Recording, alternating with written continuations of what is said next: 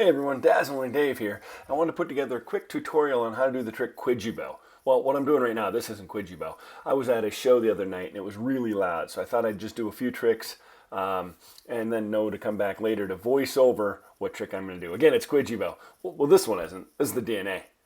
Pretty cool. But right now, let's get into Kwijibo. Alright, starts out with a standard trapeze. Once you've landed, you're going to pop it up, cross your arms, and catch it into a 1.5 mount. Here it is slow motion. Trapeze hits. Once you're there, you're going to pop the yo-yo straight up. Your left hand goes under your right hand, and your right index finger catches the string so that it can go and land right there on that mount. That's a 1.5. Now when I rotate my arms over, you're literally sitting in a 1.5. I pop back to a double. Here it is in slow motion. Once you're there, you pop it straight up, you come across, and again, your left index finger catches now, and it lands right on that string into a double or nothing. Now normally with Kwijibo you can just roll it out if you want to roll out right here. I'm going to pop it back to a single trapeze. I always often pop right back like that. The official trick actually rolls out at the end. Here it is in fast motion.